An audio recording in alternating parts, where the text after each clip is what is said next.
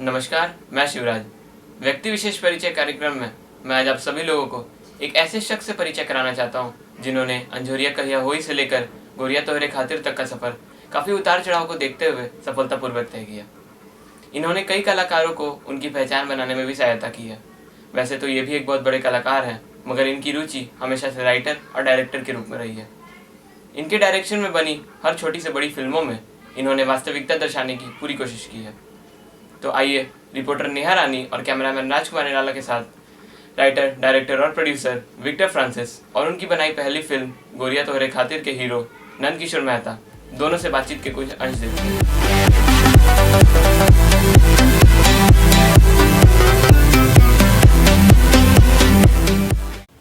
आइए जानते हैं निर्माता, निर्देशक, लेखक विक्टर फ्रांसिस की कहानी, उनकी जुबानी। नमस्कार दर्शकों, नमस्कार नेहा जी। नमस्कार सर। सर, आप अपने कार्यशैली के बारे में बताइए कि आप यहाँ तक कैसे पहुँचे। दर्शकों, जैसे मैंने पहले भी बताया कि मैं 1980 में जब मैं यही कुर्जी में रहने लगा तो मैंने यहाँ पर अपने गाँव वासियों के साथ मिल के एक नाटक किया, उसका नाम था वापसी। तो उसके बाद जो बोलते हैं कि कीड़ा जो काटा, तो थिएटर का कीड़ा पहले काटा, उसके बाद मैं थिएटर करने लगा। तो थिएटर करते करते करते करते फिल्म की ओर भी मेरा झुकाव हुआ, क्योंकि मैं अंदर से, अपनी आत्मा से एक कलाकार हूँ। और उसके बाद निर्माता, निर्देशक और लेखक ये सब जो है बाद में ये सब शुरू हुआ मेरे साथ। लेकिन एक कलाकार होने के नाते फिर मैंने इस फील्ड में काम करना शुरू किया। सबसे पहले मैंने 1985-86 की बात है, जब मैं इसी एरिया में जब मैं था तो मैं तो पहली बार एक भोजपुरी फिल्म बनाई थी जिसका नाम था धुरपतिया, है ना। और एक बालिका शिक्षा पर आधारित फिल्म थी और काफ़ी चर्चित रही। उस समय तो पटना में कैमरा भी नहीं था, बहुत नया नया कैमरा आया था और एक मेरे मित्र थे, उन्होंने कैमरा ख़रीदा था। तो हम लोगों ने प्लानिंग किया कि चलिए एक तो फिल्म बनाते हैं, और उसके बाद मैंने वो फिल्म बनाई धुरपतिया, और उसके बाद सिलसिला शुरू हुआ और आज तक मैं करता रहा हूँ। जैसा कि मुझे मालूम हुआ है, आपने कई कलाकारों को चांस दिया है, तो आप उसके बारे में क्या बताना चाहेंगे।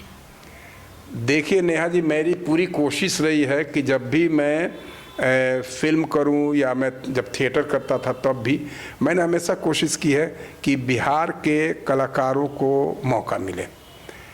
क्योंकि मेरा मानना है कि आज जो भी स्टार है, जो भी हमारे भोजपुरी फिल्म के हों या हिंदी फिल्म के हों, सुपर स्टार हों, वो आज से 50 साल पहले, 25 साल पहले, 30 साल पहले वो भी किसी के लिए बिल्कुल नए व्यक्ति थे। और किसी कोई ना कोई डायरेक्टर, राइटर, प्रोड्यूसर, जो भी उनका गॉडफादर था, उन्होंने उनको मौका दिया और आज वो सुपरस्टार हो गए। तो मैं हमेशा कोशिश करता रहा हूँ कि मैं बिहार के कलाकारों को लेके काम करूं, क्योंकि अगर हम बिहार के कलाकारों के लिए काम नहीं करेंगे तो फिर कौन सोचेगा। हमारी बिहार की फिल्म इंडस्ट्री ऐसे ही बहुत मतलब असंतोषजनक जब हम इसको देखते हैं, उदासीनता है सरकार के तरफ से भी, और हमारे निर्माता, निर्देशक बेचारे प्रयास करते हैं लेकिन उनको कोई सहयोग नहीं कर पाता है। तो क्या करेंगे, तो वो चले जाते हैं कमर्शियल में, वो पैसा कमाने के लिए वो फिर मुंबई जाते हैं, बिहार से, इंडिया से बाहर जाते हैं। बहुत सी भोजपुरी फिल्मों की शूटिंग जो है विदेशों में होती रही है। तो मेरी सोच थोड़ी सी अलग है। ठीक है, जब समय आएगा तो अगर मुझे ज़रूरत पड़ेगी तो मैं भी विदेश जाऊंगा, वो अलग बात है। लेकिन जब तक बिहार में एक बिहारी कलाकारों के लिए, यहाँ के लोगों के लिए जब तक एक माहौल नहीं बन जाता है, तब तक मेरी कोशिश रहेगी कि बिहार के कलाकारों को लेकर, यहाँ के टेक्नीशियनों को लेकर और बिहार की मिट्टी में काम करूं मैं। अभी हाल में आपकी फिल्म रिलीज हुई है गोरिया तोहरे खातिर, उसके बारे में आप क्या कहना चाहते हैं। देखिए, गोरिया तोहरे खातिर एक जो जैसे फिल्म की कहानी है वैसे फिल्म निर्माण की भी एक कहानी है, लेकिन उतना तो मैं लंबा दर्शकों को नहीं बता पाऊंगा। लेकिन एक बहुत इंटरेस्टिंग कहानी है जिससे ये तो दर्शक भी जानते हैं, नेहा जी आप भी जानती हैं कि ये मेरी पहली फिल्म है। और इसके पहले मैंने लगभग 60-70 फिल्में हैं जो मेरी यूट्यूब चैनल्स पर हैं। आप छोटी फिल्में बहुत सी देख सकती हैं, कुछ धार्मिक हैं, कुछ सोशल मोरल वैल्यूज़ पर हैं, कुछ आध्यात्मिक हैं, है ना, और कुछ कॉमेडी हैं, कोई भोजपुरी में है, हिंदी में, मतलब एक बहुत अच्छा कलेक्शन है मेरा यूट्यूब पर। मेरा अपना चैनल है जीजस प्रोडक्शंस करके, और एक है यूट्यूब पर दूसरा चैनल है विक्टर मूवीज़ करके। तो उसमें बहुत सी फिल्में, लेकिन ये फीचर फिल्म जो है वो मेरी पहली है। तो इसमें मैंने बहुत उतार चढ़ाव देखा, कोशिश की, और आज रिलीज़ हो गई। ये तो मेरे लिए बहुत बड़ी बात है। और पटना में, बिहार में कम से कम 15 सिनेमा हॉल में एक साथ रिलीज़ हुई, ये बहुत बड़ी बात है। और पटना के बीना सिनेमा में रिलीज़ हुई, ये भी एक बहुत अच्छी बात है। और सबसे बड़ी बात है कि इस कोरोना काल में भी हमारी फिल्मों ने अच्छा बिजनेस किया। से जब मैं फिल्म रिलीज़ करने जा रहा था तो मेरे बहुत से शुभचिंतक थे, मेरे जो सहयोगी थे, उन्होंने कहा यार क्या कोरोना काल में जब तुम फिल्म रिलीज़ कर रहे हो, कौन जा रहा सिनेमा हॉल में फिल्म देखने के लिए, और पिट जाएगी, ये हो जाएगा, वो हो जाएगा, बहुत तरह की बातें थी। लेकिन मैंने हिम्मत नहीं हारा, और मैं धन्यवाद देता हूँ अपने यूनिट के लोगों को, अपने कलाकारों को, कि उन्होंने हमेशा मेरा हिम्मत बढ़ाया, और वे हमेशा कदम से कदम मिलाकर मेरे साथ रहें। और ये बहुत गर्व की बात है कि गोरिया तोरे खातिर ने बिहार में कम से कम 14 सिनेमा हॉल में पूरे बिहार में एक साथ रिलीज़ हुई, पटना के बीना सिनेमा में रिलीज़ हुई, और बिजनेस भी बहुत ठीक ठाक हुआ। हम अभी बहुत प्रॉफिट में नहीं, क्योंकि हमारे पास अभी कॉपीराइट है।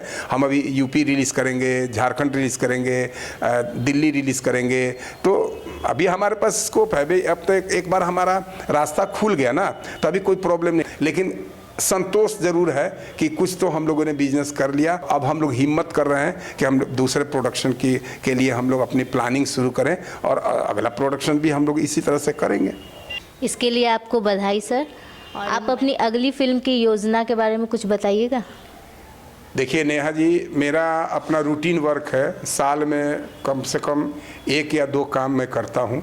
मैं आपको बता दूं, अपने दर्शकों को बता दूं कि एक ऑर्गेनाइजेशन है जिसको बोलते हैं World Catholic Association for Communication SIGNIS India. मैं उसका फॉर्मर प्रेसिडेंट रहा हूं बिहार झारखंड का, और अभी मैं भी बिहार झारखंड का मैं जनरल सेक्रेटरी हूं। तो मैं उनके माध्यम से छोटी फिल्में भी बहुत बनाता हूं। अभी मेरा बिल्कुल जो लेटेस्ट है, जो अभी मार्च में 31 मार्च के पहले मैं शूटिंग करने जा रहा हूं, वो छोटी फिल्म है, टेली फिल्म है, उसका नाम है आईना। तो आईना मैं करूंगा, और उसके बाद अगली जो फिल्म है मेरी, जो फीचर भोजपुरी फीचर फिल्म है, उसका नाम है प्यार के सौदागर। तो प्यार के सौदागर में उसकी प्लानिंग चल रही है।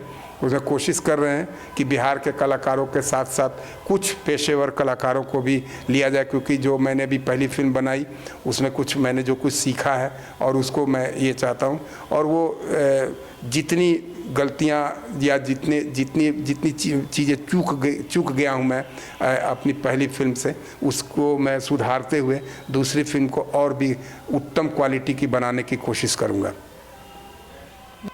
जैसा कि हम जानते हैं, बिहार के जितने भी निर्माता निर्देशक हुए, वो लोग जब भी फिल्म बनाने की योजना बनाते हैं तब वो पेशेवर कलाकारों को लेकर फिल्म सिटी मुंबई जाकर वहाँ पे मूवी बनाते हैं। परंतु आप जो भी मूवी बनाते हैं, फिल्म बनाते हैं, वो आप यहाँ बिहार के लोगों को लेकर, बिहार के कलाकार को लेकर बिहार में ही बनाते हैं। इसके बारे में आप क्या कहना चाहेंगे?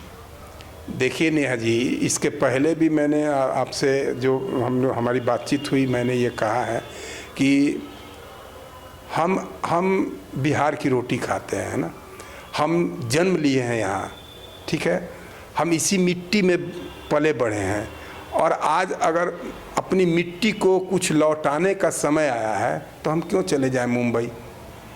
हम क्यों जाके वहाँ के जो है वो लोगों को, ठीक है मैं नहीं कहता कि मुंबई नहीं जाना चाहिए, लेकिन पर अपने बिहार के बारे में, अपने बिहार के कलाकारों के बारे में भी सोचने का दायित्व तो हमारा है। मैंने हमेशा ये कोशिश की है कि जब मैं फिल्म बनाऊं तो मैं बिहार में शूटिंग करूं। अब देखिए, गोरिया तोरे खातिर की पूरी शूटिंग, अब जब दर्शकों ने थिएटर में देखा फिल्म तो हमसे पूछा कि भाई इतना रिच लोकेशन कहाँ से मिल गया आपको, है ना? मैंने कहा सब बिहार में, अरे यार बिहार में कहाँ से मिल गया? हमने कहा बस खोजोगे तो तुमको भी मिल जाएगा। मैंने खोज लिया, मुझको मिल गई, है ना। और जो कलाकार हैं, ठीक है, मैं जब नए कलाकारों के साथ काम करता हूँ तो मेरा खून जलता है मुझे परेशानी होती है, चीड़ होती है, टेंशन में आ जाता हूँ, मैं डांटता हूँ, लेकिन एक पेशेंस भी रखता हूँ कि कल होके ये लड़का ये लड़की अगर कोई मुकाम हासिल करते हैं तो कम से कम ये मुझे याद करेंगे। तो ये ऐसा नहीं कि मैं गॉड फादर बनने के चक्कर में हूँ, लेकिन मैंने हमेशा ये कहा। आज देख लीजिए आप इस फिल्म का जो हीरो है नंद किशोर, तो मेरे साथ कई वर्षों रहा है। मैं और अच्छा टैलेंटेड लड़का है, बहुत बढ़िया काम करता है। तो मैंने अभी यूट्यूब पर मेरी अगर 60-70 फिल्में हैं तो उसमें कम से कम 25-30 फिल्मों में वही मेन लीड करता है। अभी जैसा कि आपने बताया अंजुरिया कहिया हुई मैंने किया था, आज से 15 साल पहले की बात है। तो वो एक मेगा सीरियल था दूरदर्शन के लिए, उसमें मेन लीड में नंद किशोर ने किया। तो चूँकि वो सीखने की क्षमता उसके अंदर थी, मेरा ब्लेसिंग उसके लिए हमेशा ज़रूरी था, तो इसीलिए वो मेरे साथ रहा। नहीं तो ऐसे बहुत से लोग रहे, है ना, आए गए, एक काम किए, उसका टाटा बाय बाय, हम चले, हम अपने हीरो हो गए, अब हम अपने फिल्म बनाएंगे, हम अपने डायरेक्शन देंगे। तो ऐसे लोग, ठीक है, अब उनकी अपनी सोच है, लेकिन अभी गुड़िया तोरी खातिर में मैंने मेन लीड उसको दिया। और मैं चाहता हूँ कि अगर ऊपर वाले ने चाहा, दर्शकों ने चाहा और उसकी मेहनत अगर रंग लाई तो एक नया स्टार ज़रूर बिहार में मैं दे पाऊँगा, और वो उसका गर्व मुझे रहेगा कि मैंने बिहार को भी एक स्टार दिया है, ठीक है ना। इसलिए वो नहीं है, बिहार के लोगों के साथ काम करना चैलेंजिंग है। लोग चैलेंज नहीं लेना चाहते हैं, लोग घबरा जाते हैं कि अब आप बोलिएगा कि नेहा कि हमको आप एक रोल दीजिए, अब आपके पास एक्टिंग नहीं है। मैं कहता हूँ कि मैं एक ऐसे व्यक्ति, मतलब एक उदाहरण है कि मैं हमेशा अपने दर्शक आर्टिस्टों को बोलता हूँ, कह रहे मैं तो बैल से काम करा सकता हूँ, तुम तो आदमी हो।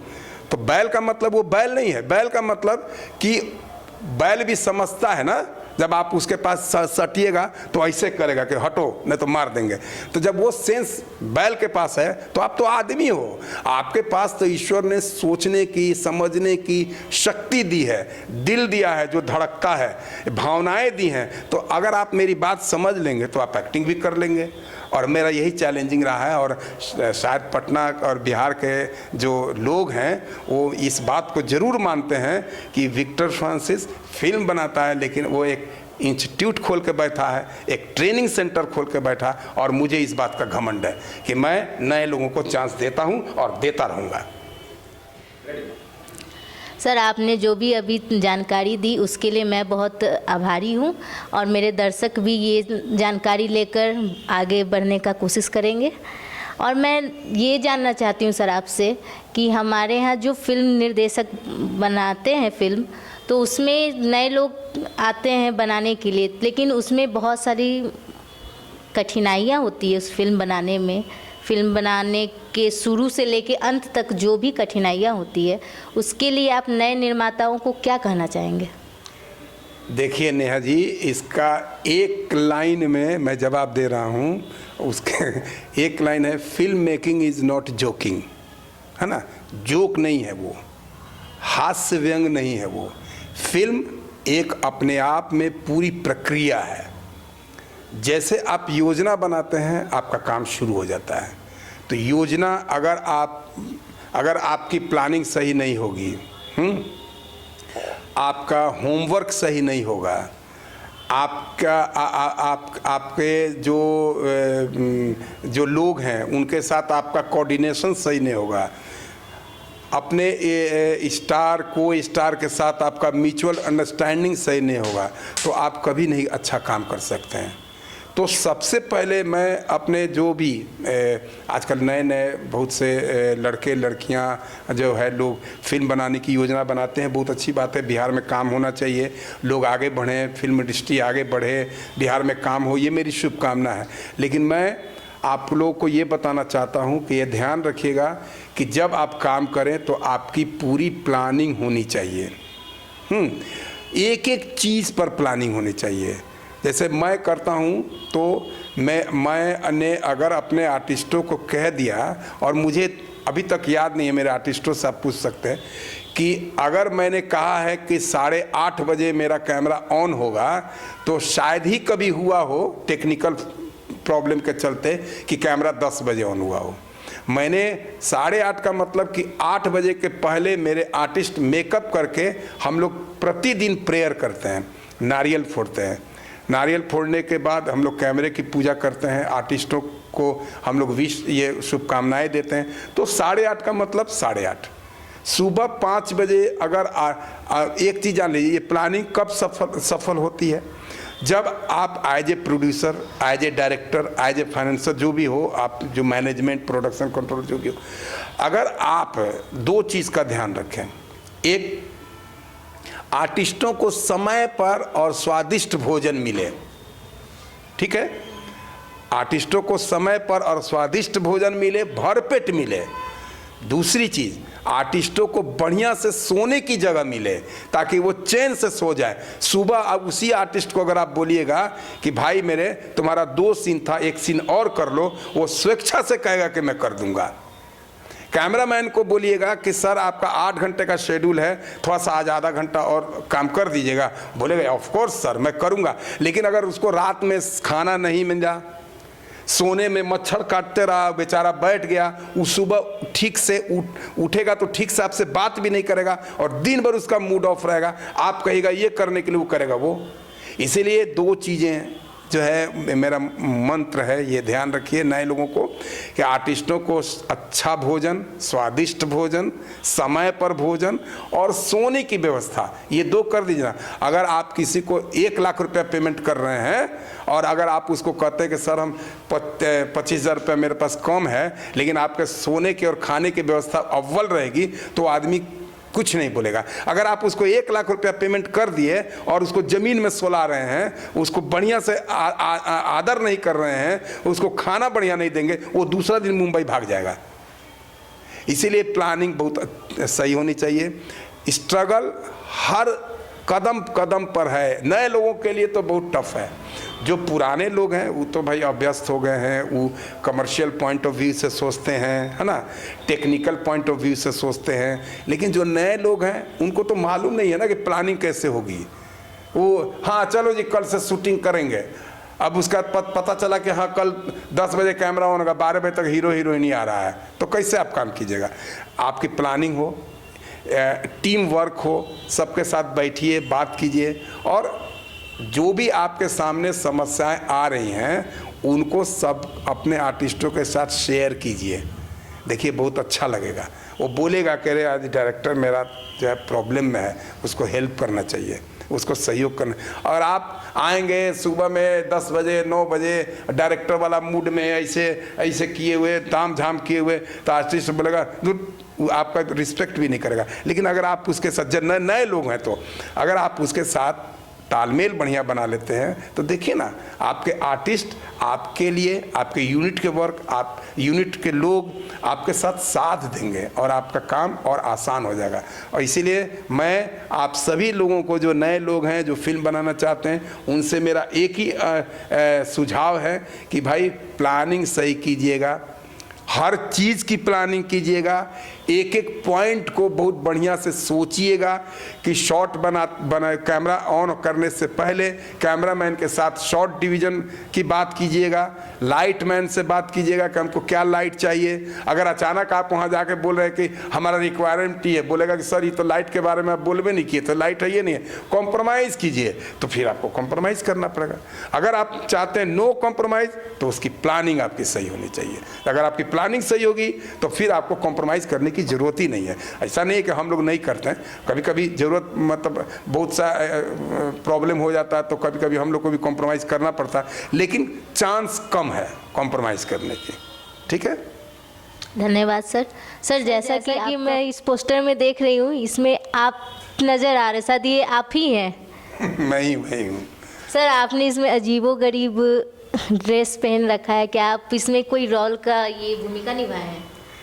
हाँ नेहा जी, मैंने देखिए पहले ही आपको कहा था शुरू में ही कि मेरी आत्मा एक कलाकार की है और मैं हमेशा एक्टिंग से ही अपनी शुरुआत किया था। तो इस फिल्म में भी मैंने कॉमेडियन की भूमिका निभाई है, उसका नाम है ढक्कन। अच्छा, तो उसमें तो आप देख रहे हैं कि मेरा अजीबो ड्रेस, ये सब यही प्लानिंग की बात मैं कर रहा था। हम लोगों ने इनके ये अपनी भूमिका के लिए हम लोगों ने एक पेशेवर कलाकार से बात की थी कि वही करेंगे, लेकिन बाद में कुछ टेक्निकल ये बात आई कि वो नहीं कर पा रहे हैं, है ना, या हमारे पास बजट नहीं था। तो हमारे यूनिट के जो लोग हैं उन्होंने कहा कि सर आप इसके राइटर हैं, है ना, आप इसके डायरेक्टर हैं और ये आप ही ने लिखा है, तो मुझे लगता है कि यही आप ही एक्टिंग कीजिए। तो मैंने कोशिश की और ये ज़रूर मैं संतोष है मुझे कि दर्शकों ने इसे पसंद किया है। और इसमें आप ज़रूर देखिए, जब आपको मौका लगे तो सिनेमा हॉल में जाइए, देखिएगा। मेरा नाम है ढक्कन उसमें, ठीक है, लेकिन उसमें एक पॉजिटिव भी बात है भाई कि मैं तो ढक्कन की तरह हूँ, ढक्कन की तरह ड्रेस पहना हूँ, लेकिन मेरी वाइफ A1 है, वाइफ मेरी अपडेट है। वो देखिए आप, वो दर्शकों उसको अपने सिनेमा घरों में जाकर देखिए और उसका आनंद लीजिए।